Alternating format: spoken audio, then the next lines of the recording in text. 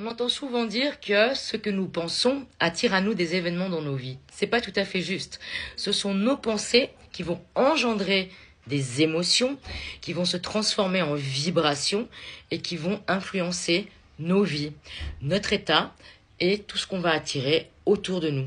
Spirituellement parlant, on parle de taux vibratoire et scientifiquement parlant, on pourrait dire qu'en fait, dans notre cerveau, c'est notre cerveau qui va émettre la douleur sur notre corps, c'est notre cerveau qui va émettre nos pensées. Donc dans notre cerveau, il y a de l'électricité, dans les neurotransmetteurs. Et pour pouvoir vibrer haut, comme on utilise le terme en spiritualité ou en développement personnel, eh bien, en quelque sorte, il faut être positif, mais il faut surtout, c'est pas qu'une histoire de pensée, il faut vibrer, il faut être cette vibration positive. Et c'est pas évident de vibrer haut tout le temps.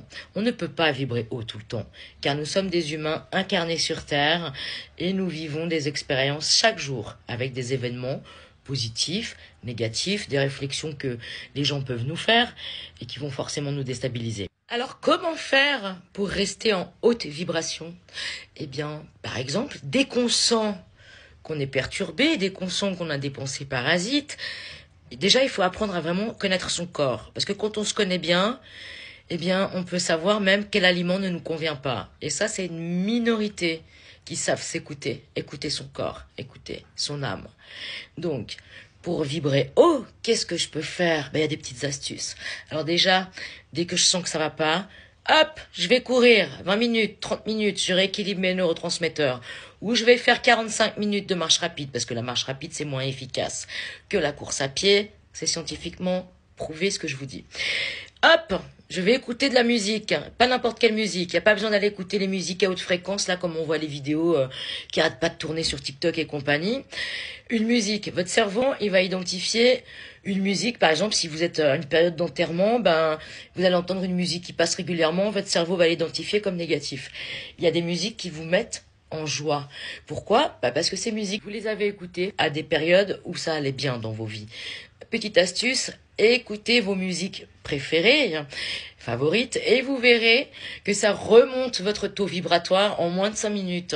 Si vous pouvez encore chanter et danser par-dessus, vous faites circuler l'énergie en vous et vous rééquilibrez vos neurotransmetteurs. Il y a plein de petites astuces très très simples qu'on peut faire quand on a une baisse d'énergie ou une baisse de morale. Et c'est accessible à tous, sauf qu'on ne nous l'a pas enseigné et qu'on minimise tout ça et que souvent les gens ont tendance à se jeter sur les petites pastilles qui sont très défavorables pour notre santé. Et aussi, on peut utiliser la méditation.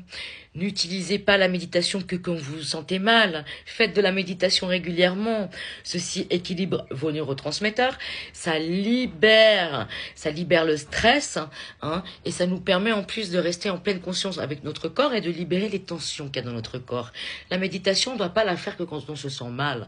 La méditation, on doit la pratiquer régulièrement si on veut en ressentir un réel bénéfice. N'oubliez pas de passer beaucoup de temps dans la nature.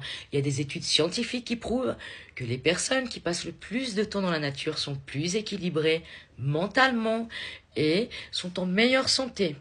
Par conséquent, elles vibrent plus haut que les autres. Pour vibrer haut, pour s'attirer du positif dans notre vie, il suffit pas de faire semblant de penser. Et oui, notre cerveau est pas débile et on peut pas le tromper comme ça. Donc pour pouvoir vibrer, il faut faire des exercices car nous sommes des humains avec un cerveau et dans ce cerveau, comme je l'ai dit tout à l'heure, il y a de l'électricité qui se transforme en ondes, qui agit sur la matière et qui attire vers nous des événements positifs ou négatifs suivant ce que l'on vibre. Attention, on ne peut pas tout s'attirer dans la vie car nos vies sont déjà écrites dans les grandes lignes. Mais entre ces grandes lignes et les grands événements que nous devons vivre pour éplucher notre karma, par exemple, eh bien je vous assure qu'on peut s'attirer beaucoup de choses positives et surtout qu'on peut atteindre la paix intérieure quoi qu'on ait vécu. Et le mot de la fin, c'est qu'il faut être dans la régularité. Tu confirmes, Caramel? Allez, à la prochaine.